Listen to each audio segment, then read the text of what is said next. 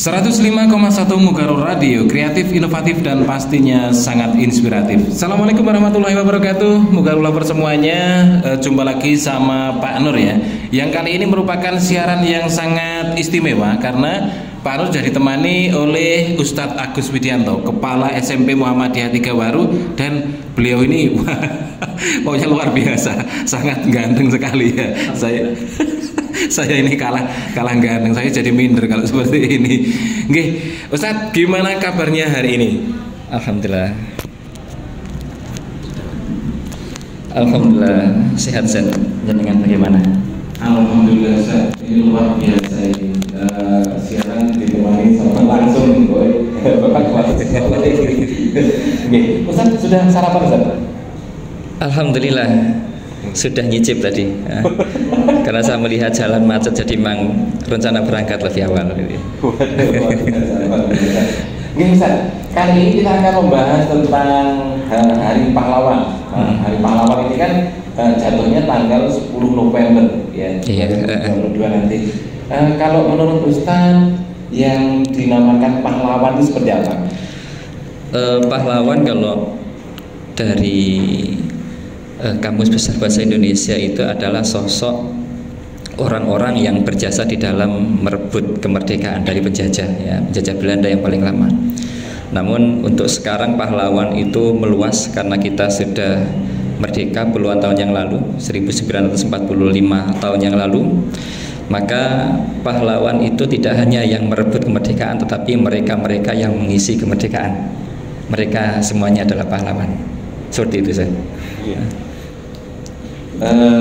Ini pasti Ustadz Agus Widianto ini juga mempunyai sosok idola gitu ya, selain Rasulullah tentunya. Nah, ini kalau menurut Ustadz Agus Widianto ini siapa pahlawan bagi Ustadz? Kalau pahlawan untuk diri saya sendiri tentu yang pertama adalah orang tua ya. Karena orang tua itu yang berjuang pertama kali di proses saya lahir di dunia, itu orang tua, baik ayah maupun ibu. Jadi itu. Jadi pahlawannya Ustadz Agus Widianto ini orang tua ya, ayah dan ibu.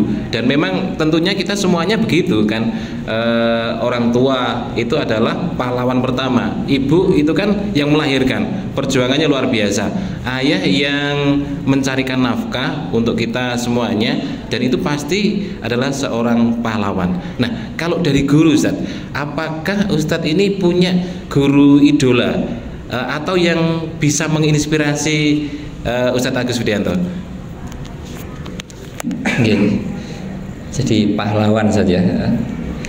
Kalau guru yang paling menginspirasi saya sampai dengan saat ini itu guru SMP saya. Jadi guru SMP saya itu kebetulan beliau mengajar matematika. Karena orang dulu itu rata-rata dalam tanda kutip galak gitu saja. Jadi saya terkesan sekali ketika saya kemudian tidak masuk sekolah. Kebetulan waktu itu pas ulangan. Akhirnya saya ulangan sendiri di kantor, saya kerjakan sendiri. Kemudian saya tiba-tiba dipanggil sama guru saya di depan kelas. Kemudian diumumkan, anak-anak sekalian, ini ada teman kamu, meskipun dia ulangan sendiri, mengerjakan sendiri, kemudian ditunjukkan. Saya kira dapat nilai 100 ternyata nilainya 60 gitu ya.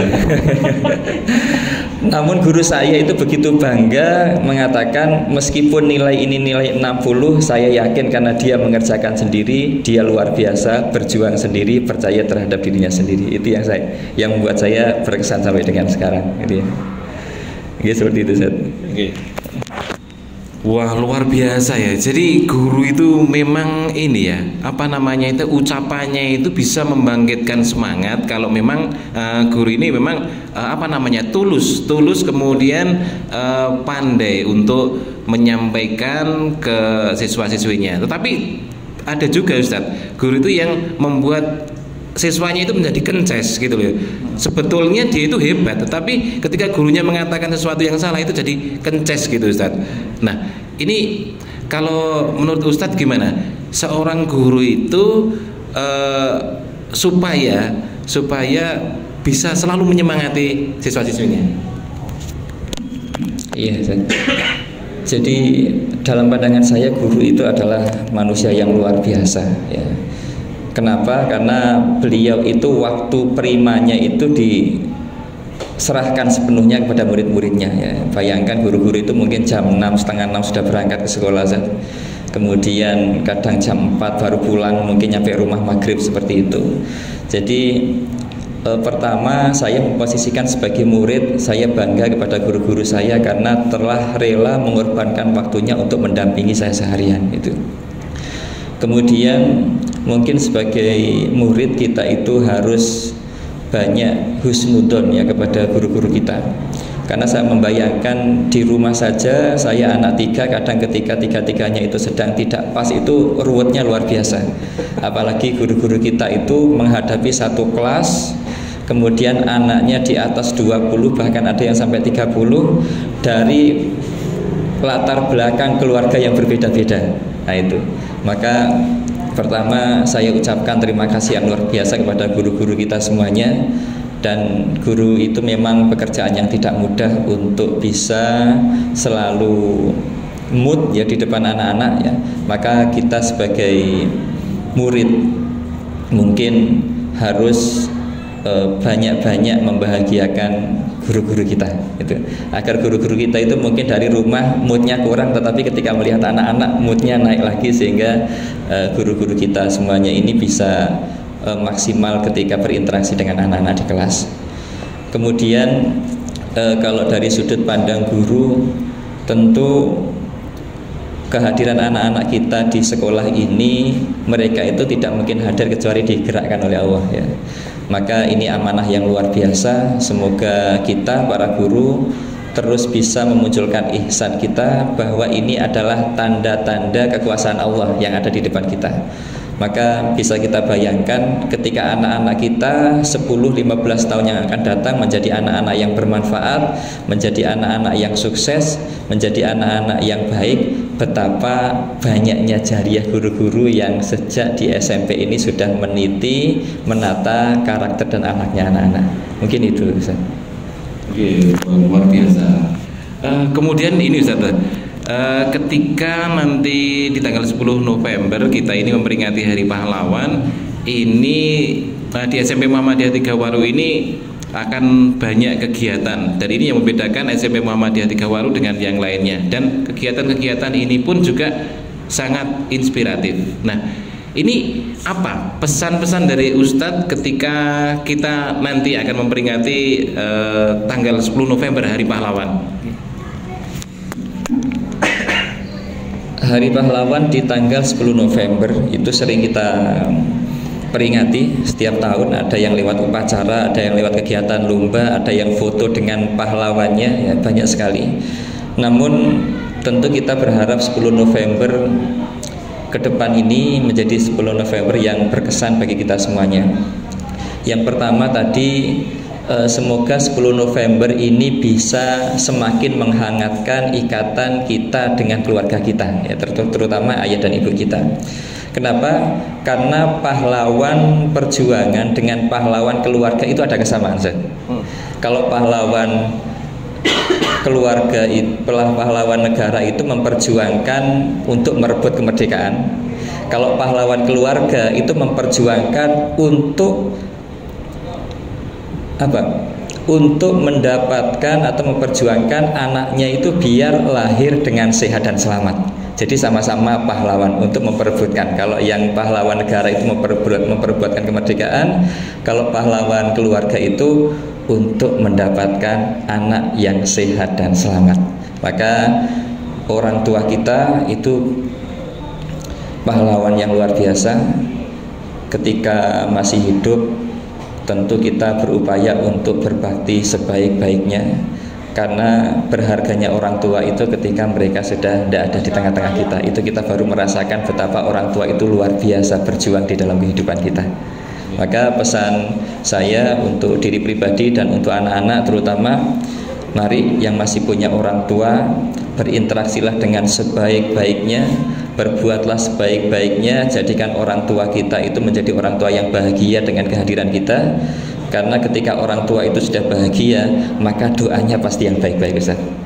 Dan kepada ustadz-ustadzah semuanya sebagai bagian dari anggota keluarga, semoga keluarga kita ini adalah keluarga-keluarga yang merupakan bagian dari pahlawan kita semuanya. Suami pahlawan bagi istrinya, istri pahlawan bagi suaminya, orang tua pahlawan bagi anak-anaknya, dan anak-anak juga pahlawan bagi orang tuanya. Sehingga semuanya insya Allah bisa menjadi pahlawan di lingkungannya masing-masing. Begitu, Ustaz. Kalau ngomong tentang pahlawan ini, Ustaz, ada yang mendefinisikan pahlawan itu pahlawan. Jadi orang-orang yang memang mendedikasikan hidupnya, mendedikasikan tenaganya, pikirannya ini untuk banyak-banyak mencari pahala. Nah ini menarik, Ustadz. Ketika anak-anak saya tanya, kamu nanti pengen jadi apa? Ada yang pengen jadi dokter, pengen jadi presiden, pengen jadi menteri dan lain sebagainya. Tetapi yang satu, Ustadz, satu anak dari kelas 8B ini jawabannya unik gitu loh. Kalau menurut saya ini kok cita-citanya jadi pahlawan gitu loh. Ketika saya tanya, kamu pengen jadi apa? Guru ngaji. Guru ngaji ini kan sudah identik dengan pahlawan gitu ya. Karena memang apa namanya itu gajinya kecil, kita semuanya udah tahu. Tetapi dia masih ngotot dan yakin sekali bahwa dia itu pengen jadi guru ngaji. Nah, ini kalau menurut Ustadz gimana? Iya. Kalau kita mengingat ini ya pesannya Kiai Haji Ahmad Dahlan, beliau itu pernah menyampaikan kepada anggota-anggota Muhammadiyah, artinya pengikut-pengikut Rasul Shallallahu Alaihi Wasallam, itu memberikan keleluasaan di dalam belajar. Ya, pergilah ke mana untuk menjadi insinyur, jadilah doktor, jadilah kemudian arsitek dan lain sebagainya. Namun ketika kalian bermanfaat, kembalilah ke Muhammadiyah. Ya. Kembalilah ke Muhammadiyah itu bermakna kembalilah kalian itu agar bermanfaat, berkhidmat menjadi umatnya Muhammad Rasulullah Sallallahu Alaihi Wasallam. Tentu jadi apapun semuanya ini menjadi orang hebat, berpeluang menjadi pahlawan, tinggal niatnya ditata. Niatnya ditata bahwa menjadi apapun kita itu semata-mata li'i'lali kalimatillah, bagaimana agar kita ini menjadi orang yang bermanfaat, semakin terang Islamnya, kita menjadi orang sukses, semakin gemerlap Islamnya, jadi semakin baik kita, Islam itu semakin tinggi. Ya, itu tentu menjadi hal yang luar biasa. Kalau ada orang ingin bercita-cita sebagai guru ngaji, tentu itu cita-cita yang luar biasa, Ustaz. Jadi cita-cita yang terbaik itu saya kira cita-cita menjadi orang yang mengajarkan ilmu Al-Quran. Karena Rasul sendiri pernah mengatakan, khairukum man ta'allamal Qur'ana wa 'allamahu. Sebaik-baik kamu itu tentu adalah orang yang belajar Al-Quran dan mengajarkannya. Ya, guru Quran ini kan yang mengajarkan Al-Quran. Jadi seperti itu, Ustaz. Hanya saja mungkin kepada kita-kita atau anak-anak sekalian yang punya cita-cita yang ingin menjadi guru Quran, itu cita-cita yang luar biasa. Itu dipertahankan dengan cara pelajari Al-Quran sedalam-dalamnya, ilmu Al-Quran sebanyak-banyaknya, kemudian ajarkan. Jangan sampai kemudian menjadi guru Quran tapi ilmunya cekak, Ustaz. Ditanya hanya bisa tajwid mahraj saja. Itu kan kurang pas ya. Jadi dalami Al-Quran sedalam-dalamnya, karena Al-Quran itu membawa keberkahan. Tentu kalau untuk profesi bisa tidak harus dengan Al-Quran ya. Karena ada ungkapan itu, ketika orang itu memasak air di tungku yang ada airnya ya, tentu itu menjadi sesuatu yang bermanfaat, karena air yang panas itu bisa dipakai untuk membuat teh, bisa dipakai untuk membuat kopi gitu. Tetapi kalau tungku itu tidak ada isinya, itu bisa guling. Nah, sama halnya dengan menghidupkan dakwah ya. Menghidupkan dakwah itu alangkah baiknya kalau kita itu sudah bisa tercukupi kehidupan kita itu dari yang lain, sehingga tungku dakwah itu bisa bermanfaat bagi yang lain. Itu kalau dakwah tungkunya kosong, itu khawatirnya guling, nanti bisa membahayakan kemana-mana. Jadi seperti itu. Jadi anak-anak yang punya cita-cita menjadi guru Quran itu dipertahankan ya, tetapi jangan sekedar hanya pandai tajwid makhrajnya saja, tapi dalami Al-Quran sebanyak-banyaknya, karena saya yakin Al-Quran itu akan membawa keberkahan bagi diri kalian semuanya. Oke, seperti itu Ustaz. Wow, luar biasa. Ini obrolannya ini tambah memanas ini Ustaz, tambah hangat ini. Ini saya belum sarapan tapi sudah semangat ini ya. Iya. Jadi kalau misalnya semuanya jadi guru Quran, itu siapa yang jadi dokternya? Kan juga harus berbeda-beda sih. Kalau sudah semuanya jadi dokter, terus yang jadi menterinya siapa? Jadi gurunya siapa? Kan beda-beda boleh, tetapi ujung-ujungnya harus meninggikan kalimat Allah tadi itu. Nah, kalau Ustadz ini dulu cita-citanya itu apakah pengen menjadi guru atau seperti saya misalnya Ustadz, SD cita-citanya ini, SMP cita-citanya ini, pindah gitu sampai akhir-akhirnya jadi guru. Ustadz Wisdianto ini gimana dulu? Iya, saya kira saya itu cita-cita sama seperti anak-anak ya, selalu berubah. Berubah itu melihat dari lingkungan bermainnya. Saya itu pernah bercita-cita ingin menjadi tentara Ustaz, ya, ingin menjadi tentara, karena saya melihat tetangga saya itu kalau pakai baju tentara itu gagah, ya. Saya tidak melihat sisi yang lain, misalkan tentara itu harus siap, misalkan meninggalkan keluarga dan lain sebagainya, tapi melihat gagah itu saya ingin jadi tentara. Kemudian naik lagi di beberapa kelas di SD itu, waktu itu masih tren Power Rangers, ya Power Rangers. Maka cita-cita saya itu ingin memiliki robot raksasa seperti itu, ya. Kemudian bisa ngajak teman-teman jalan-jalan kemana-mana dengan robot itu, ya itu. Kemudian ya berubah terus ya, yang namanya cita-cita itu berubah terus. Dan mulai nampak itu biasanya ketika sudah mendekati lulus SMA, kuliah itu mulai nampak ya. Waktu SMA itu saya ingin menjadi aparat desa ya, jadi aparat desa SDPDN waktu itu ya, SDPDN ya. Tapi alhamdulillah saya tes di situ karena memang seleksinya sangat susah, saya tidak lulus ya. Dan saya baru merasa bersyukur ketika melihat teman-teman yang di desa ya, terutama di dekat saya itu, karena kerjanya itu ternyata 24 jam. Ketika saya tanya ini posisi di mana, jam 10:30 sih lembur di kantor gitu ya. Alhamdulillah saya sudah di rumah gitu ya. Dan saya juga pernah bercita-cita ingin jadi guru. Waktu itu saya ingin sekali menjadi guru matematika dan bahasa Inggris ya. Sehingga waktu saya kuliah itu saya sempat ngelesi anak SMP itu bahasa Inggris, matematika karena memang sudah hobi. Tetapi waktu tes seleksi waktu itu mau kuliah itu alhamdulillah tidak lulus ya. Lulusnya justru di IAIN ya, di IAIN Sunan Ampel. Saya ambil jurusan pendidikan agama di situ.